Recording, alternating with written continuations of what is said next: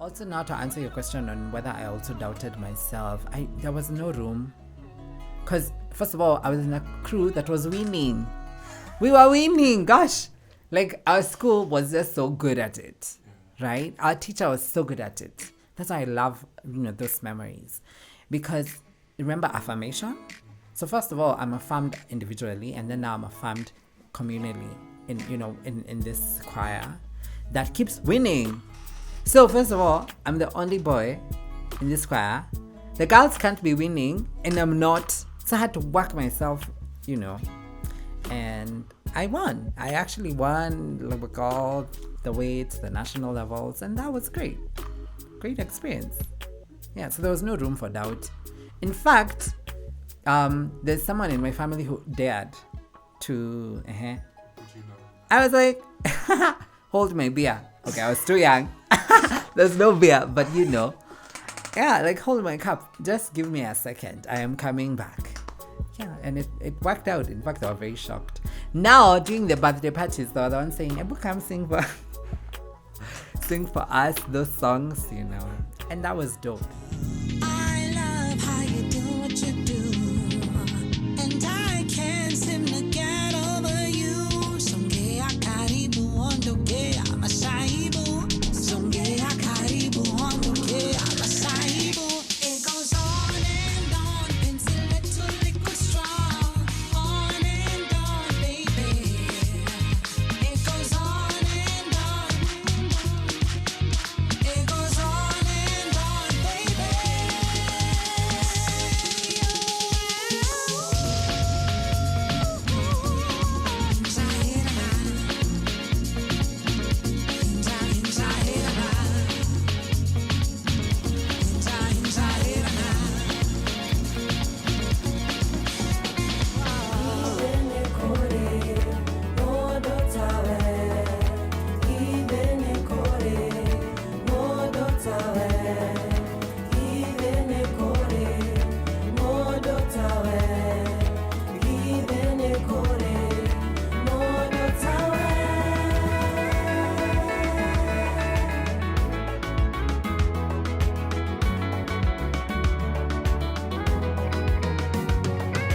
Telephone, I'm sorry, my ring was on. You wanna get in the zone? I'm here, so let's set it off.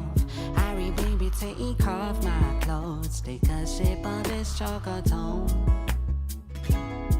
So high, let it go, just breathe tonight. Something so strong inside. Let me to you, and now I've arrived. Oh, don't cry. No, I'm not just here for the weekend. I'm gonna dive till the deep end. Make sure you can always depend on my love. Harder, don't try harder. A word that will make it harder. My love is like butter. Don't try harder. A word that will make it harder. My heart is a cheesy piece. Don't say I'm not what you need. Oh, my love is like butter. Don't try harder. A word that will make it harder. Summer teachers of philosophies. Others preachers of the same old things, but they'll never get to know you. But baby, don't you blow your mind. Take your time. Rewind. If your mind slide. My love is more than just a day. I can show in every way. It's alright. Let me love you for all time. It's alright. Yeah. Let me love you for all time. I'm what you're needing right now. I'm what you're needing right now. So you can tell your lovers they don't amount to much.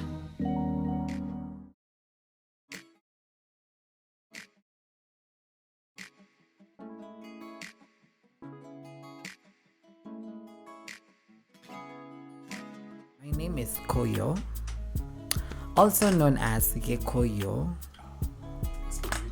Gikuiyu.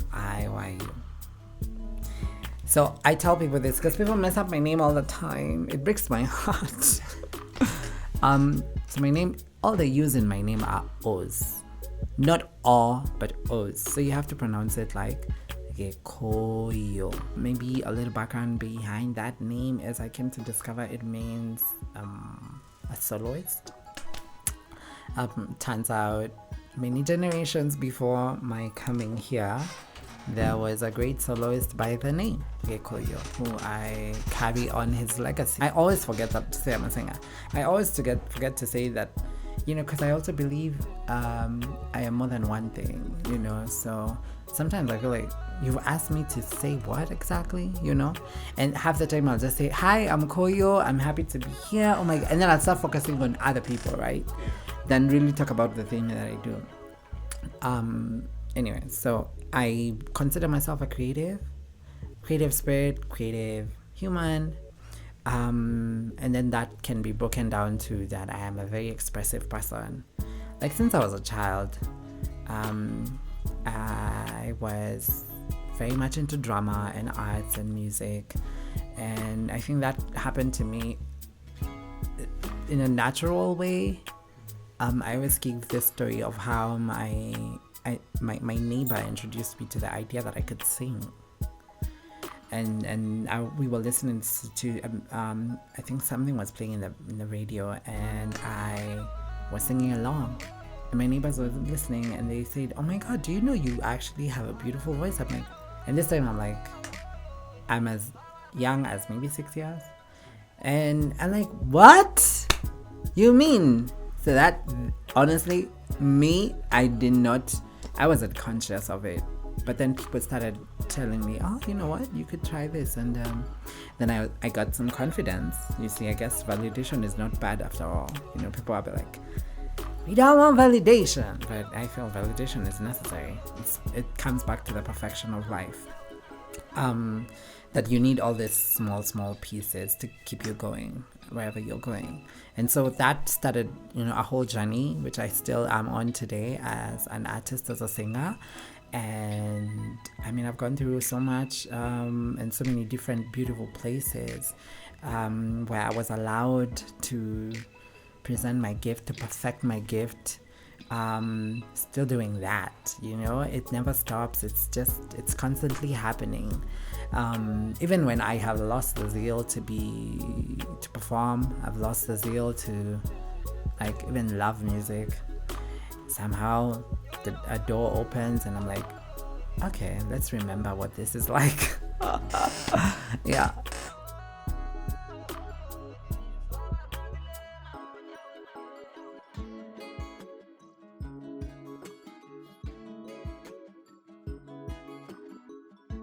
So I was born and raised in Kiambu, in a place called Kiamba, but then my parents moved to another village called Thimbigwa, which is not too far away, and that's where I've lived most of my life.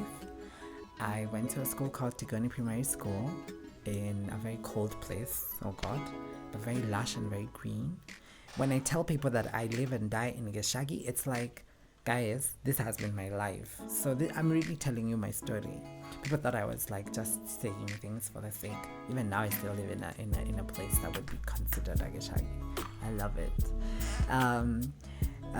So I went to school in Tigoni, and then in high school I went all the way to Nanyuki, and then I went to another school called Mongolia, and I went to uni. I went to Mount Kenya University.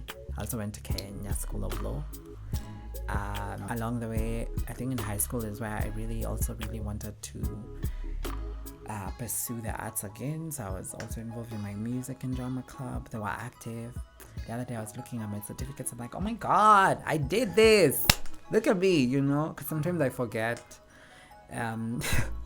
Sometimes you just forget that you've done some cool stuff along the way. I actually do. Honestly, my wall it's quite amazing. The other day I was really looking at it and I'm like, wait, these are actual achievements. Why am I not celebrating? Why am I not giving myself my flowers? So I'm one of those kids who has a huge gap with their sibling. We're only two.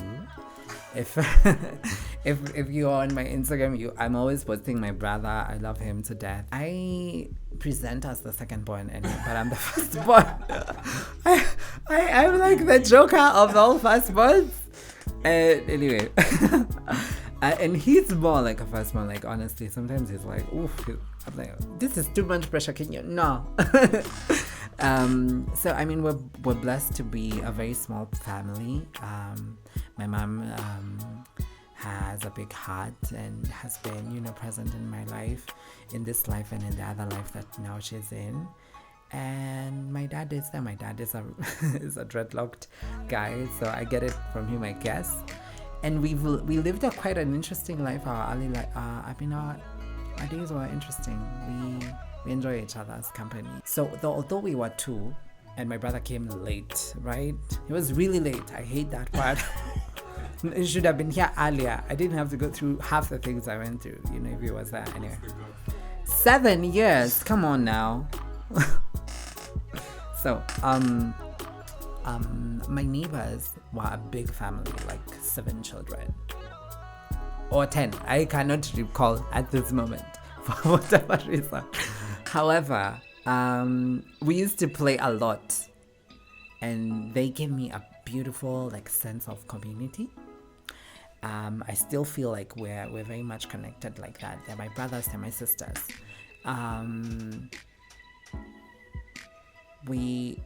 I remember we used to play a lot. Church has been a very fundamental part of, I forgot to mention that. Church was a very fundamental place for me to express. So when, we had to do presentations during the Sunday service, we had to spend lots of weekends in church and do a lot of choreography and singing and learning new songs. I still had forgotten that the other days when I really remembered, I was like, oh my God, I was telling my brother, do you remember this? And even now I can remember how fascinated I was by other artists within our group. At the time, I didn't know there was such a thing as an artist. I just thought talents are you either sing or you act, you do the things that are visible. So either into sports. I was never into sports. And so I was also never athletic. And look, come on, no, not even looking back. I always knew I wasn't an athletic person. I accepted. I was like, you will find me in the hall. I will be howling and doing all manner of things while you guys are playing football. So I guess, that's how I spend my time, a lot in church and just learning how we prepare for presentations, we prepare performances, we get lost in the thing that we're doing, and in a way we become artists. The whole village knew at 7 p.m. this child is still alive because of the beating I would receive. I know people talk about punishments and all that, but I think for me it was, I embrace it. I embrace it all as perfection and imperfection. So that happened to me as a child. I wish it didn't, but then I think it's only because I was very outgoing. I've always been a very outgoing person, so I don't remember being even stuck or seated somewhere doing, those kids who read books. Not me, please. What, where, how? What time am I going to play with my friends? What time am I going to be in church singing? So also in school, so that's the thing. I get lost in the thing that I'm doing so well. So at the time when I'm in school, I'm in school. When I'm not in school, I'm not in school. But also, I remember that, now, as I grew up and I had aspirations, okay, now the goal is to pass the KCP, those kinds of things. I was very committed. In fact, I put the music aside like a good boy. Yeah. And, so that's why I say I hate being one thing and being labeled as one thing, because I'm the same person who excelled in my exams. I'm the same person who excelled in my arts. What are you saying? Yeah.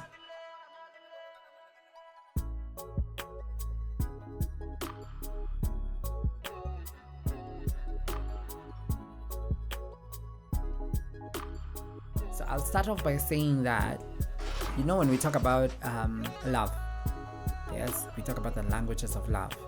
And for some people, words of affirmation is it, right? So remember that time when I tell you I was affirmed as an early child to be a singer?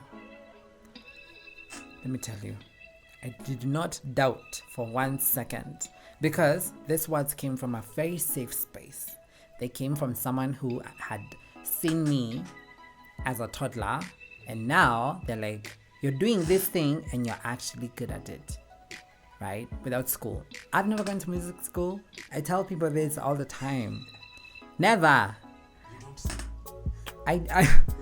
It's like, me, I believed it. So to ask whether I have an ear for music, I feel like my music now is what tells you that I have an ear for music.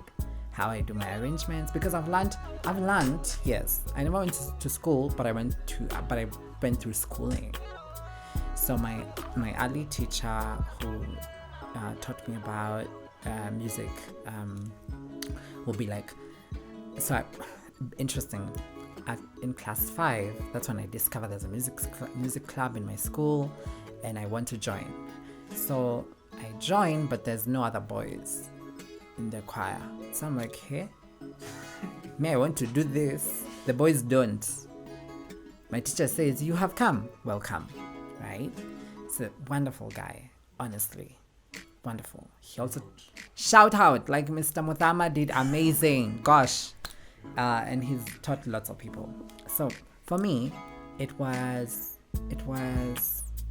a wonderful time to discover that, first of all, this thing that I love also alienates me from people, from other people who are like me, like physically presenting like me. So, but it also ties me to a new community, because before that, I don't think I was very much, like in girls' spaces. So I get into this choir, and then I'm given the boys solo.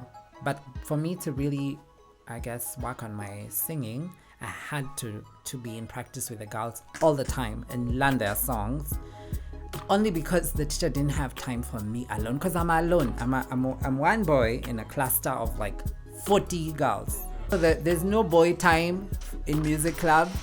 You have to sing with the girls. So I remember singing, for long with the choir, and I loved it because it really pushed my range. It taught me how to like sing well. Also goes back to like when I was really young, my mom bought the CDs. First of all, music has always been around me. Music and music festivals in Kenya, they give you these pieces from where? Europe. Set pieces, exactly. So it was one of those, and I know for sure I can remember it now. Can't. Those were interesting times. Like I really learned a lot. I felt like I was at the right place, right time, and I was growing. So also, now to answer your question on whether I also doubted myself, there was no room, because first of all, I was in a crew that was winning. We were winning. Gosh, like our school was just so good at it, right? Our teacher was so good at it. That's why I love those memories, because remember affirmation. So first of all, I'm affirmed individually, and then now I'm affirmed communally in this choir that keeps winning. So first of all, I'm the only boy in this choir. The girls can't be winning, and I'm not. So I had to work myself, and I won. I actually won, like, all the way to the national levels, and that was great. Great experience. Yeah, so there was no room for doubt.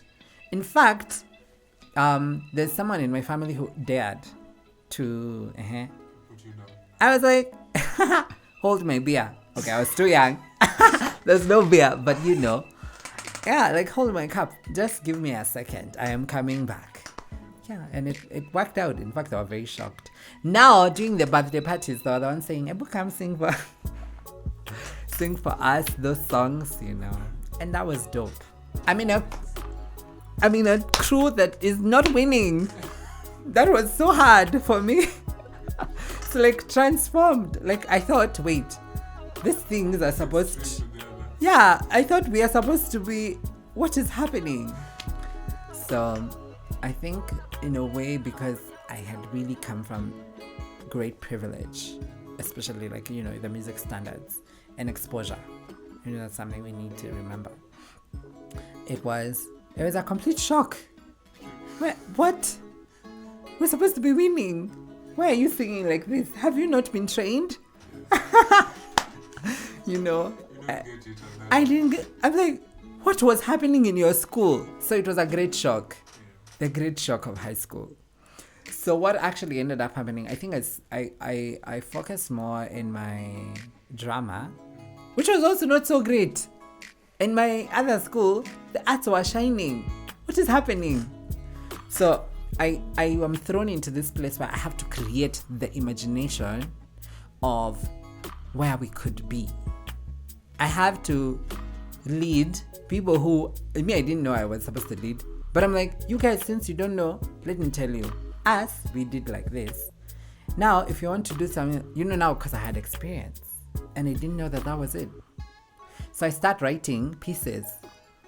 The pieces start winning. I'm like, I told you guys. So for my drama class, I convinced the teacher to get us, what do you call them? To outsource someone to teach us, a tutor. And then, because the tutor comes with, I think, a verse. I'm like, this verse, are you sure? And then I'm like, okay.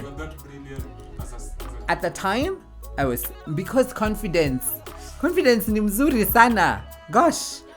Because I was like, this is not it. And then now, I found someone. So here's the thing. In the school, our school was really good actually. It wasn't a bad school. It was a great school. There was a time, when you just come in after the glory. So unaambianga stories unajua ile time ya kina nani? I'm like, what is this glory you talk about? Why can't we live in it? So I was lucky to find a remnant from that era. And he understood me. Right? So there we have a beautiful friendship that also evolves in, Ebu, check this thing we have been given. Do you see? He's like me. I think we can play around with it. So we start editing the work and then we start producing. And it was great. Although I am like in Form 1, do you know me? I never went for my, what do you call that break? The midterm. Because I was so devoted. I'm like, I called home. I'm like, I'm not coming for the midterm because I need to work on this project. And that was great. We didn't get that far, but it was interesting that we tried. We tried to change an environment where there was absolutely, I guess, no standard. Yeah. Because the era had ended and people with the standard had left. And then there was a vacuum. And that's what happens if you don't have a clear arts curriculum, that there are gaps. And so people who come into the system, the new class, they always, they do not benefit because the system is not made to work for them. They're not meant to even get that art education. And I say this only because for some of us, if it were not for the arts, where would we be? At a say, 70% of the creative industry is not schooled, it's self-taught, right? So it takes a lot of community coming together and saying, I like the thing you're doing, you like the thing I'm doing, let's collab. Funny thing is that when you go to like those ministry events, they will say the best in the district they start all the subjects. Then even they do acknowledge that our teams from our county went to the nationals to represent our county. Well, the truth is actually they're not representing your county, they're representing the country, because the people who probably make up that school are from all sides, especially if you're in like a provincial, national kind of school, that they're representing the national. But it's great, it's good. So I think in as much as we like to praise the academia, we really need to see the relevance in the children's lives, right? In the children's lives. so that it's not just, equity is going to give this like the best in the county or whatever, they get like scholarships or they get opportunities to work at the bank. So I wonder, the kids who are also devoting their time into creative excellence, Kenya National Theatre, thank you, where are you? Can you, where's the input, where's the muscle, where's the system to enable this transition? Where's the system to enable the transitions? I think we need to just capitalize on people's strengths, right? And then affirm those strengths, because there are gifts that have been given to our children for specific reasons, right? Including direction, guidance, a life path. You basically, by you affirming that child and saying, oh, you are creative, you want to be a creative, okay, you feel you're good, you got the skill, sawa, so we're gonna work with you like that. And the reason why we have to have that conversation with the child is because the child will not have to deal with doubt along the way, because you're instilling confidence. You've said, green light, let's do it. So then the child comes from a space of empowerment, right? And then that makes that their goals and their aspirations achievable, because the child is already empowered internally. So we really just need to approach it that way, to remember that it's when you start introducing other options to the child, you're confusing the child. It's a child. Stop confusing the child. So I think it's necessary for us to really listen.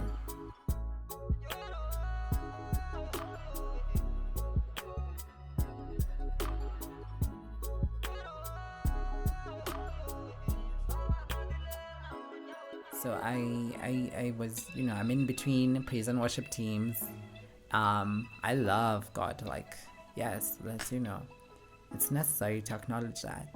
And I did around like 6 years in ministry. And then I end up also at the same time, I was in a group called the Kenyan Boys Choir, which gave me wonderful 5 years of training. Like, if like when I say I wasn't really schooled, but then I've been through training. So that's probably where my arrangement skills sort of were sharpened. And it wasn't necessarily because it was being taught, but it was being absorbed. Yeah. So that's really, most of my post-high school.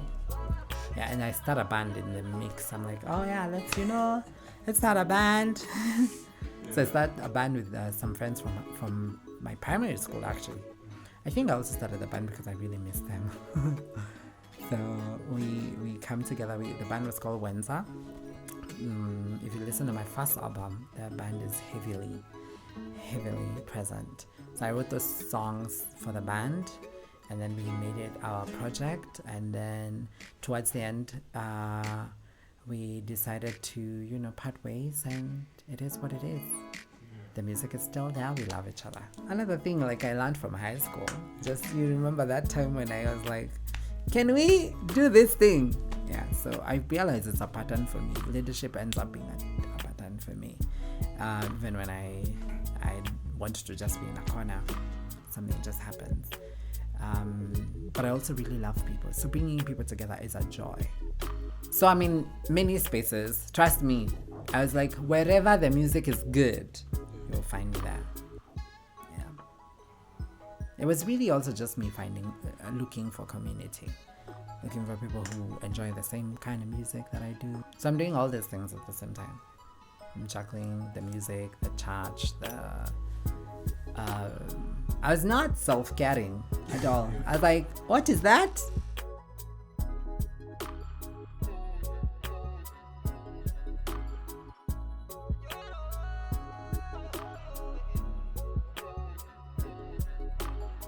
I studied law in campus, and in many ways, I think creatives and lawyers are more alike. I think some are expressive and the others help us to I guess, manage the expression. So for me, it has sort of just helped me maneuver, I guess, the industry. I wouldn't say it's like a direct thing, but it's information that I use, it's a skill I use, just to even understand what I want to do and how I want to do it. I wanted to be a lawyer, partly because I really love, seeing good in the world. So I wanted to, I remember that was my motivation, to really, bring goodness into the world. Yeah, make a difference. And then that quickly changed. I was like, yeah, I could always make a difference in other ways. I did this internship that was great opportunity, but self-care said, we need to revisit. Yeah, I ran a space called the Hidden Factory. It's really a place where we come together and we produce, items. So part of my outputs this year will be coming from the Hidden Factory, which is our studio and lab. Yeah, I mean, I have my preferences. So I like movement. I like to emote and to really express. I want it to be a space where I can be in my feelings, but also allow other people to feel what I'm feeling. Before I used to say very soulful stuff. I guess that's what I meant. But I just enjoy a space where I can tell a story. If it's a place where I feel like, okay, yeah, I can vibrate and tell my story or tell my view perspective. Of course, I love Kikuyu music. Crazy, beautiful. But I really love it because it tells me stories of my community. So that's the relevance for me. So I also see the power of music for that is not even export. Not that we cannot export it, but it's not made for export. It's really made for just internal consumption. Like, there's nothing wrong with that, because I feel like we sell the dream in such a capitalistic way. Grow big, Pan-African, world domination. Great, but also, what's the purpose of the music? Is it to speak to my brother? Sometimes I say, if I write a song that my neighbor cannot understand, what am I doing? My neighbor. So of course, expose your work as much as you can, how you want to as well. But yeah, if you can create for your people, I think that's a great thing. I often ask myself that, like, from time to time, because I think it's something I also need to keep updating. Version 0.20, version 5 points. Where are the humans now? What are they feeling? So for me, I think I've seen a lot of people escape. I have escaped through music. So when you think about music being used as a tool for escape, but also as a blocker, right? I think about our matatu culture, because when you think about it, the driver plays the music mostly for himself. Some drivers I've seen, they play what's popular, great. But we are really the DJ is the driver. Do not forget that the DJ is the driver.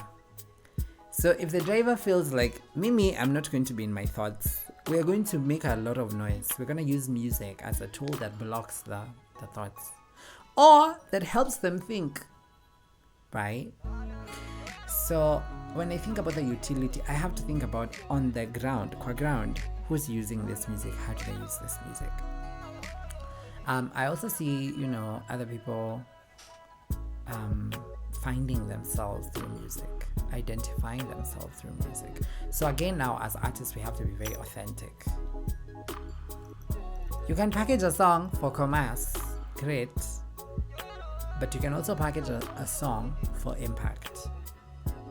And that's also great. None is better than the other. No, two things can be true at the same time. Even that one song can be packaged for impact, like development, internal work, and then ends up being a commercial success. Great, right? Two things can be true at the same time. Yeah.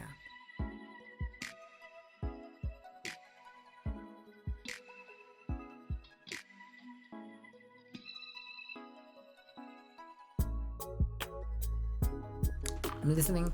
Okay, so my first albums I listened to were Celine Dion. Loved that album. Oh my god. Even to date, I'm always playing songs. Like when I play the music, I can see myself in her compound. I can see the tapes. I can see everything. I'm listening to Bob Marley. My dad had like a whole compilation of all the Bob Marley albums. Gosh, I'm listening to Glenn Washington. I love Glenn Washington. Wow. You know, I'm listening to Luciano.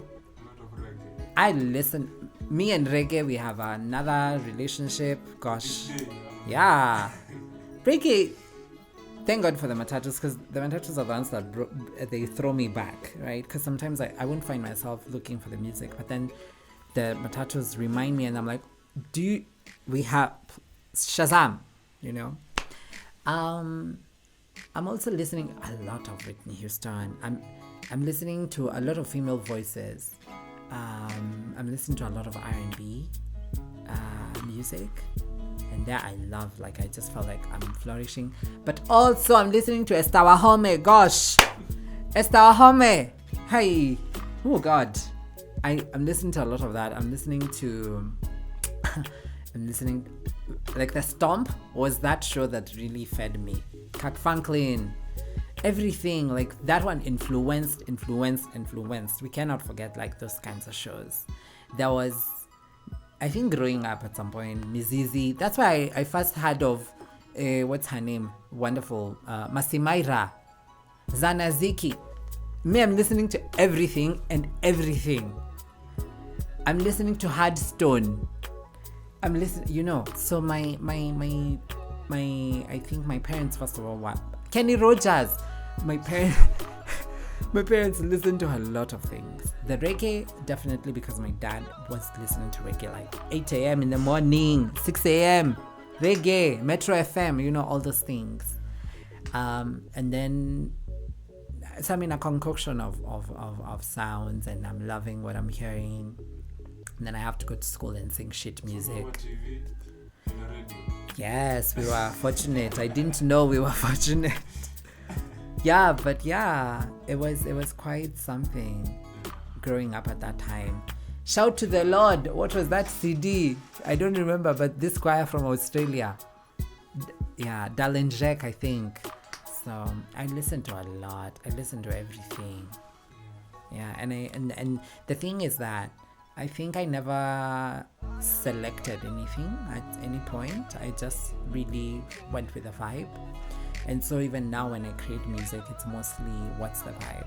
It's very easy for me to really ride different types of beats and music, just because I really also, I guess I'm not very selective.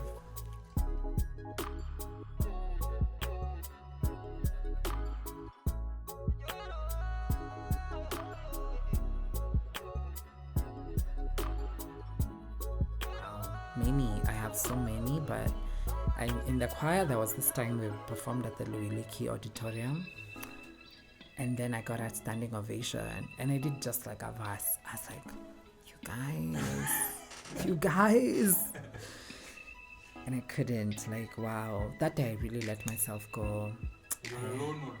No, I'm in the choir, so I'm doing a solo in the choir, and then I had that moment, and the cheers were so spirited.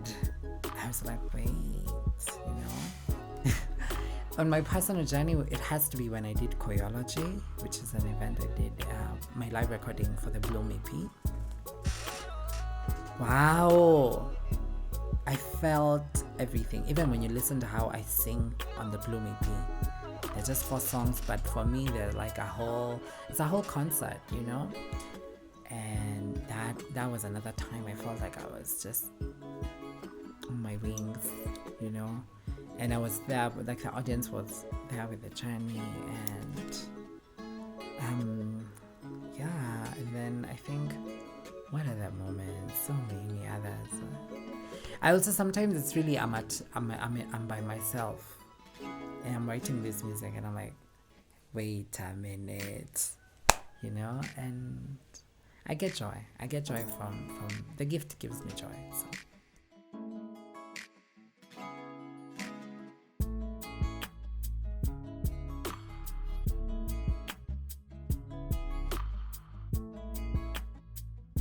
I think that's quite interesting. I can't say I didn't have mentorship because I was in these spaces and there were people who were ahead of me who were transferring their knowledge, their expertise to me.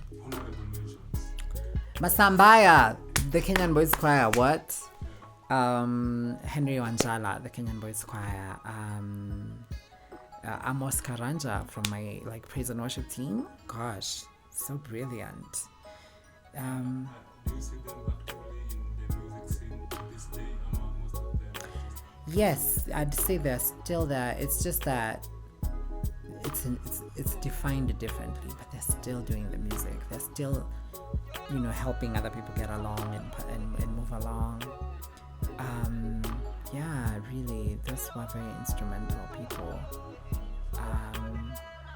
Because they even saw something that I wasn't seeing. They saw past my confusion, they saw past my everything. But they were like, they're still giving you an opportunity, still giving you a chance. So that is quite special. And there are many people, honestly. The list is endless. But those ones, they really helped. They saw something and they were there. They were there for me. Yeah, so I can't say no. Like that, there are many others for sure.